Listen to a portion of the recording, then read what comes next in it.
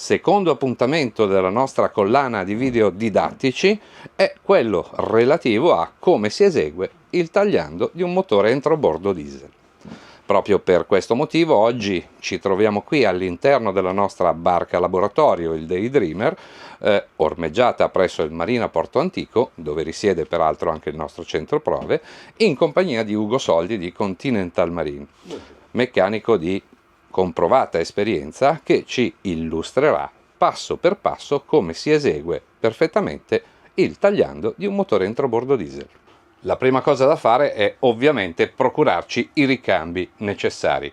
Qui infatti abbiamo filtro olio, filtro gasolio, prefiltro gasolio, la nostra girante, il filtro dell'aria e circa 5 litri di olio motore, che nel nostro caso è un 1540.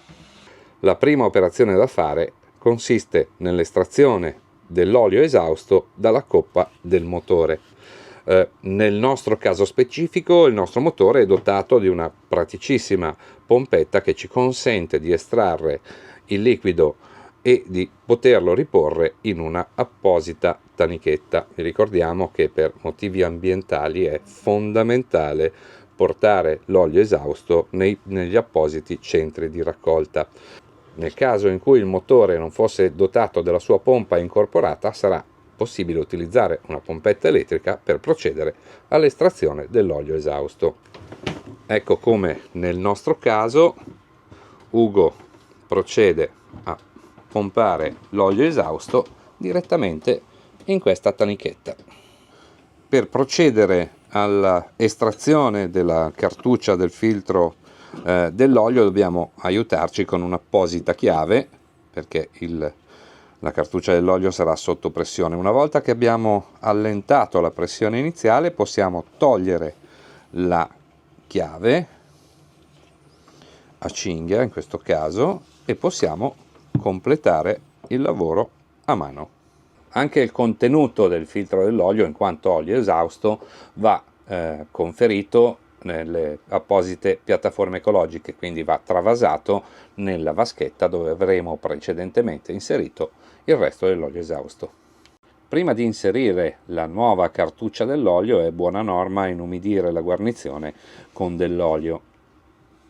A questo punto possiamo procedere all'avvitamento della stessa e quando arriveremo a fine corsa dobbiamo ricordarci di non serrare esageratamente. Possiamo a questo punto inserire l'olio nuovo nel blocco motore. Avremo avuto cura di togliere l'asticella segna olio in precedenza e in questo modo possiamo favorire lo sfiato del blocco motore.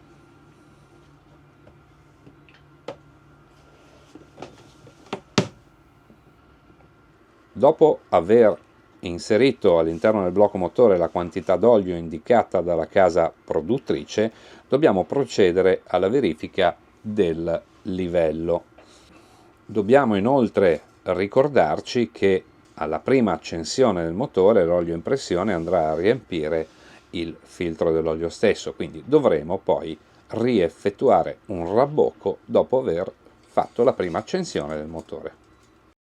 Possiamo quindi ora richiudere il tappo dell'olio, ricordandoci assolutamente che quando faremo il rabbocco non dobbiamo per nessun motivo superare il livello massimo. Un'eccessiva quantità d'olio infatti potrebbe essere dannosa per il motore stesso. Prima di procedere all'estrazione del filtro del gasolio è buona norma serrare la mandata dei serbatoi di carburante. Possiamo quindi procedere all'estrazione del filtro. Altro controllo importante da fare è che mentre procediamo a eliminare il gasolio contenuto nel filtro è controllare che non ci siano impurità o della morchia, perché questo potrebbe essere sintomo della presenza della stessa all'interno dei serbatoi. Anche in questo caso il gasolio che stiamo togliendo dal suo filtro deve essere conferito nelle apposite piattaforme.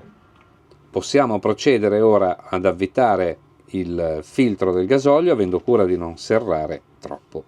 A questo punto l'impianto però va innescato, quindi avremo cura di svitare, nel nostro caso con una chiave da 10, la valvola di sfiato e poi di innescare l'impianto agendo sull'apposita pompetta.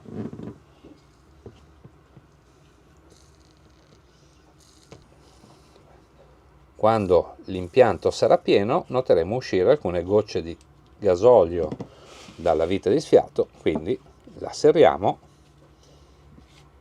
e il nostro intervento sul filtro del gasolio può dirsi concluso. Passiamo ora alla sostituzione del prefiltro, che va svitato, e anche in questo caso dovremo fare attenzione al gasolio contenuto nel prefiltro stesso. Procediamo ora alla pulizia della vaschetta del prefiltro. Finiamo di svitare la parte superiore della parte inferiore.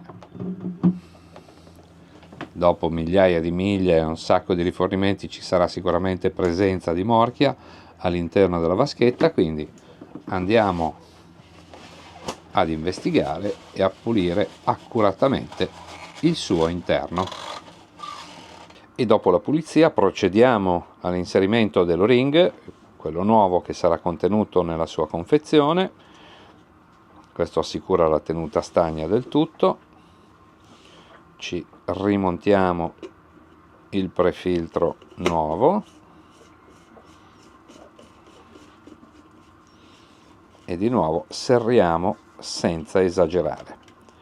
A questo punto sarà sufficiente rimontare il prefiltro dopo averlo innescato, perché questo va innescato riempiendolo di gasolio, lo riavviteremo e questa operazione potrà dirsi conclusa.